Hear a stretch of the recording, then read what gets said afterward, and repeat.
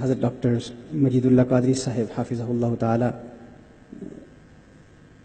نے جب مجھے مدعو کیا تو میرے متعلق بہت کچھ کہا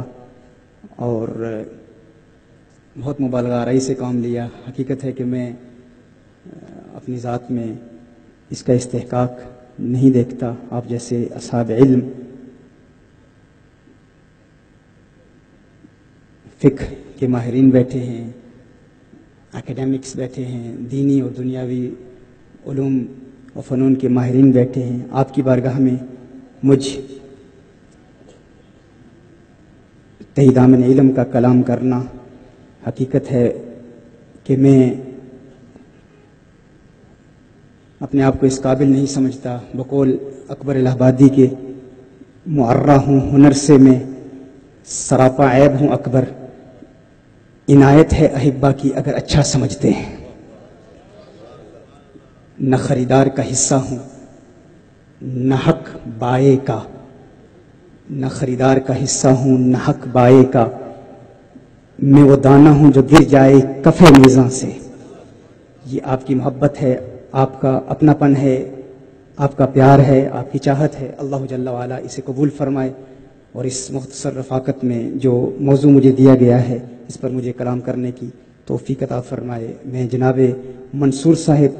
جو برطانیہ میں ہماری تحریک کے کارکنان سے مستقل رابطے میں رہے، ان کا بھی شکریہ ادا کرتا ہوں کہ انہوں نے یہ خوبصورت اہتمام کیا۔ ان کی تمام ٹیم کے احباب جنہوں نے گزشتہ رات ایک بہت بڑے پیمانے پر استقبالیہ کا بھی اہتمام کیا، اللہ جل وعلا آپ تمام کی محبتوں کو قبول فرمائے۔ مجھے خاص طور پر کہا گیا ہے کہ نبی کریم صلی اللہ علیہ وآلہ وسلم کی نسبت، سرکار صلی اللہ علیہ وسلم کی محبت کے حوالے سے میں کامیاب زندگی گزارنے کی پریکٹیکل میتھڈز پر کچھ کلام کروں کہ حضور اکرم صلی اللہ علیہ وسلم کی تعلیمات کے ذریعے ہم ایک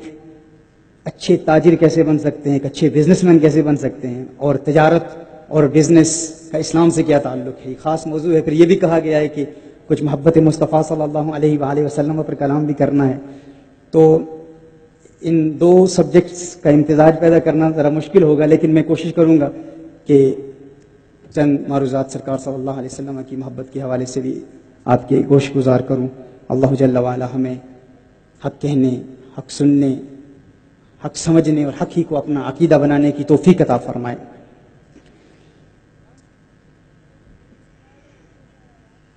سب سے پہلے یہ جاننا ضروری ہے کہ اگر اس موضوع پر ڈیٹیل میں سپیچ کی جائے کہ اسلام اور تجارت کا کیا تعلق ہے، اور ہم لوگوں کو موٹیویٹ بھی کریں، یہاں کے اسٹوڈنٹس کو، یونیورسٹیز کے اسٹوڈنٹس کو، علماء کو، میں تو اکثر علماء کرام سے بھی عرض کرتا ہوں، ان سے یہ گزارش کرتا ہوں کہ ہمارے اسکالرس کو بزنس مین بننا چاہیے، انڈیپینڈنٹ بزنس کرنی چاہیے۔ حضرت نے میرے حوالے سے بھی کچھ کلام کیا آغاز میں کہ ہم جب پروگرامز کرتے ہیں، لیکچرز ڈلیور کرتے ہیں، پوری دنیا میں ہمارے پروگرامز ہوتے ہیں، تو ہم کسی خدمت کا مطالبہ نہیں کرتے، اور یہ ہمیشہ سے ہماری تحریک کا یہ منشور رہا ہے کہ دین کے لیے جو کام کیا جائے فی سبیل اللہ کیا جائے۔ اور میں ہمیشہ سے سرکار صلی اللہ علیہ وسلم کے نعت خوانوں سے بھی یہی عرض کیا کرتا ہوں کہ سرکار کی نعت بھی پڑھیں، علماء دین اسلام کا کام بھی کریں، لیکن اگر ہم فی سبیل اللہ دین کے لیے کام کریں گے، ہر چند کے نذرانہ لینا، یہ ساری چیزیں جو ہیں یہ ہمارے بزرگوں کا اس میں عمل رہا ہے، اور شرعاً کوئی اس پر گرفت نہیں کی جاتی۔ ہاں یہ ہے کہ فکس کرنا وہ ناجائز ہے کہ اتنی رقم دیں گے، لیکن ہم نذرانہ کوئی محبت سے بھی دے تو ہم نہیں لیتے، کیونکہ ہمارا یہ منشور ہے، ہم چاہتے ہیں کہ ہم اہل سنت کو اچھا بزنس مین بنائیں۔ جتنے بھی ہمارے علماء ہیں، آپ تصور کریں، تخیل باندھیں، وہ کیسا خوبصورت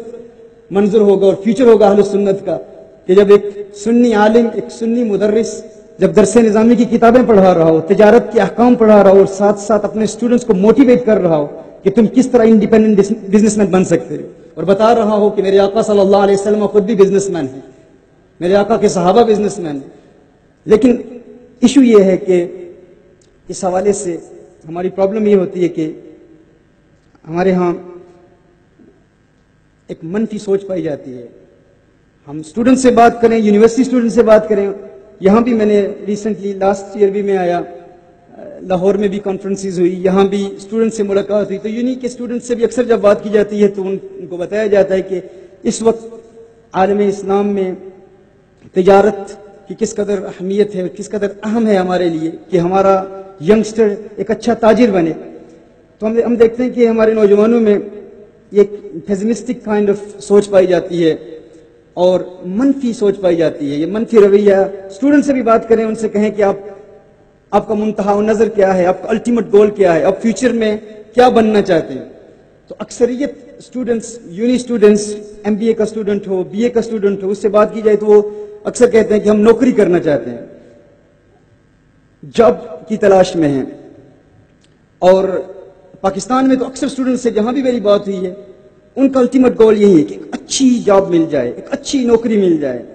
جبکہ ترقی یافتہ ممالک میں اگر آپ دیکھیں، بیرونی دنیا میں جائیں تو آپ دیکھیں گے کہ اکثر اسٹوڈنٹس سے اگر آپ بات کریں کہ آپ کا الٹیمیٹ گول کیا ہے، آپ نیکسٹ 5 ایئرز میں اپنے آپ کو کہاں دیکھتے ہیں، تو 80-90% آپ کو یہی جواب ملے گا۔ وہ کہیں گے کہ ہم ایک اچھے بزنس مین بننا چاہتے ہیں، کوئی کاروبار شروع کرنا چاہتے ہیں۔ اور بیرونی دنیا میں آپ دیکھیں سب سے بڑی مشکل یہ ہے کہ وہاں پر نوجوانوں کی بہت کمی ہے، جبکہ ہمارے وطن پاکستان میں 50% سے بھی زیادہ، ہمارے ہاں 25 سال سے کم عمر نوجوان پائے جاتے ہیں۔ لیکن یہ ہے کہ منفی سوچ ہے،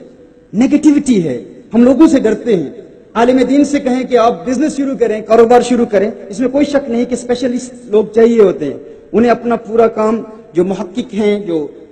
عظیم علماء ہیں، ان کے لیے تو انہیں مکمل یکسوئی کے ساتھ دین اسلام کا کام کرنا ہے، اسپیشلسٹ بھی ضروری ہیں۔ لیکن جب عام طور پر ایک جنرل عالم سے ہم بات کرتے ہیں، کسی پیر صاحب سے بات کرتے ہیں، بھئی آپ شیرنی لینا بند کر دیں، اس کی کوئی ضرورت نہیں ہے، آپ کاروبار کریں، بزنس کریں، ہم آپ کو بتائیں گے کہ کیسے آپ اچھا بزنس مین بن سکتے ہیں۔ لیکن ہمیشہ یہ کہا جاتا ہے کہ لوگ کہیں گے بھئی آپ مولوی صاحب دنیا دار ہو گئے، ہم لوگ تو تارک الدنیا ہیں۔ تو میں کہتا ہوں نبی کریم صلی اللہ علیہ وآلہ وسلم نے ارشاد فرمایا کہ التاجر الصدوق الامین مع النبیین والصدیقین والشہداء، کہ ایک تاجر، ایک صادق و امین تاجر آخرت میں اللہ کے نبیوں کے ساتھ اٹھایا جائے گا، صدیقین کے ساتھ اٹھایا جائے گا، شہداء کے ساتھ اٹھایا جائے گا۔ سیدنا فاروق اعظم رضی اللہ تعالیٰ عنہ نے ارشاد فرمایا تھا کہ اے مسلمانوں، اگر تم نے تجارت کو چھوڑ دیا تو تمہارے مرد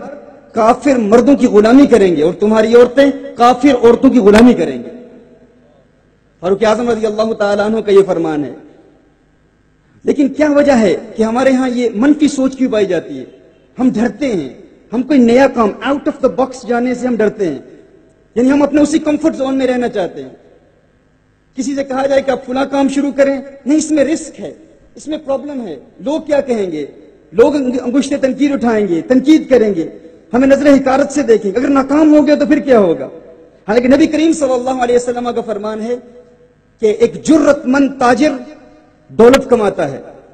اور ایک بزدل تاجر محروم رہتا ہے۔ یعنی اگر تجارت کرنی ہے تو میرے آقا صلی اللہ علیہ وسلم نے ارشاد فرمایا کہ اس میں پھر رسک تو ہوگا، رسک لینا ہوگا، اور پھر رسک کے حوالے سے بھی ہمارے ڈیٹیل لیکچرز ہیں اس حوالے سے۔